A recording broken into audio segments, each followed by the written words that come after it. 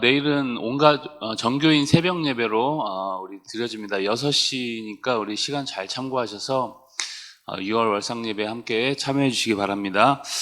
오늘은 욥기 38장에서 42장까지의 말씀을 함께 나누도록 하겠습니다. 욥기 38장은 친구들과의 모든 논쟁과 이제 변론이 다 끝난 후에 하나님께서 이제 영광 중에 욥에게 나타나십니다. 그리고 이제 욥에게 하신 말씀입니다. 창조에 관련된 이야기를 하시면서 욥에게 이제 던지는 질문으로 그 내용들이 이루어져 있습니다. 땅과 바다, 그리고 빛과 어둠, 눈과 우박, 홍수, 우레, 번개, 비, 이슬, 얼음, 설이, 하늘의 궤도와 관련된 어떤 그런 이제 이야기들 하면서 이제 욥이 이제 절대 답을 할 수 없는 이제 내용들로 이제 질문이 계속 이어집니다.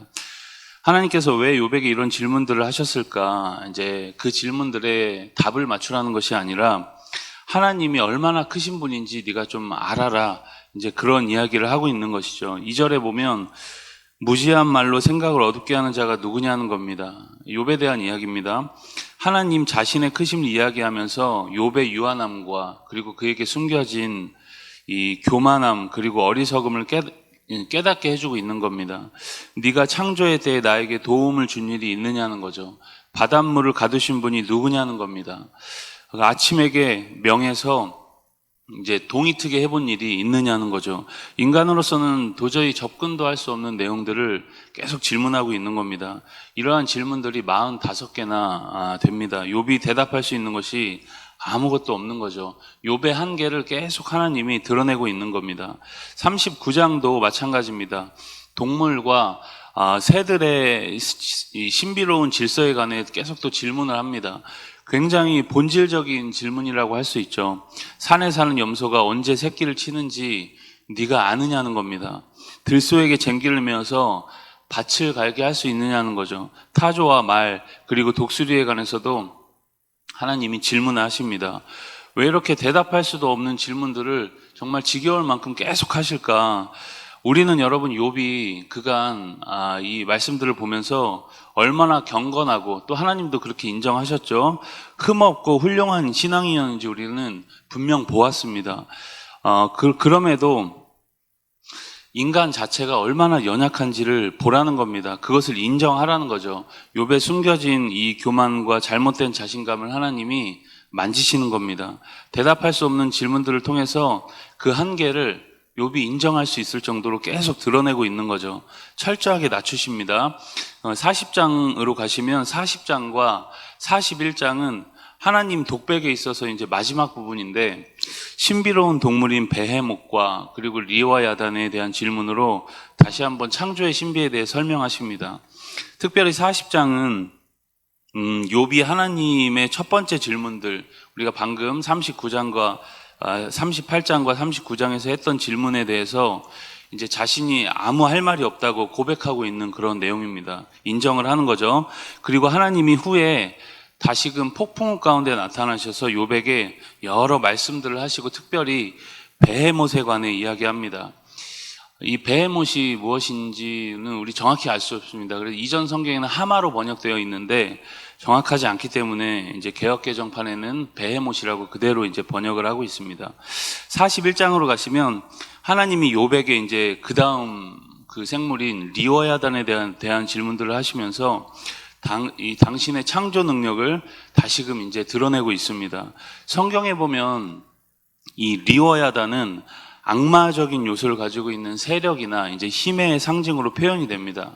그러나 오늘 말씀에 나오는 리워야단은 이제 인간이 다룰 수 없는 이제 굉장한 괴력을 가진 피조물로 언급되고 있는 것이죠. 이러한 리워야단과 싸워서 누가 이길 수 있겠느냐. 이제 하물며 그 리워야단을 만드신 하나님께 그 누가 대항할 수 있느냐는 겁니다. 하나님 자신이 어떤 분이신지 창조세계의 어떤 신비로운 현상과 여러 동물들의 신비를 통해서 자신을 설명하고 있는 겁니다. 어찌 보면 욥을 더 기죽이고 있는 것처럼 보이죠. 하나님은 왜 이렇게까지 하실까요? 어떤 분이신지 이제 욥이 하나님에 대해서 알고 인정을 해야 지금 욥이 씨름하고 있는 그 문제가 해결될 수 있었기 때문입니다. 고난에 대한 해석은 하나님이 어떤 분이신지 우리가 인정할 때 이제 해석이 가능하기 때문인 것이죠. 욥을 기죽이라는 것이 아닙니다. 이 고난을 통해서 내가 한 일이 너의 시야를 넓혀주는 것이라는 것을 지금 드러내려고 하고 있는 것입니다. 마지막 42장입니다. 이제 결론 부분이죠.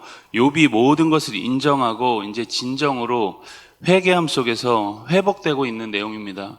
수많은 질문을 통해서 하나님이 어떤 분이신지 실제적으로 욥이 경험을 하게 됩니다.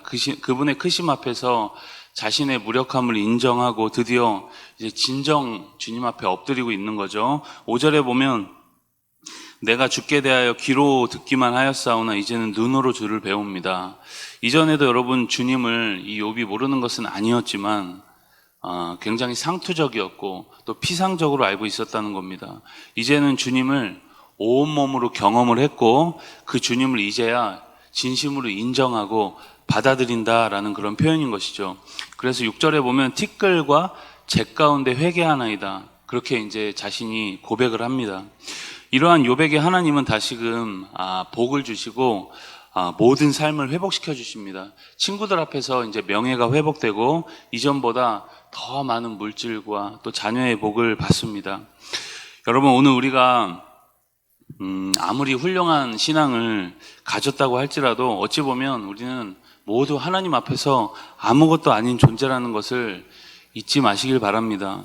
그러한 인정 속에서 우리 가운데 겸손이 나오고 또 겸손이 하나님을 진정으로 기쁘게 해드리는 것입니다.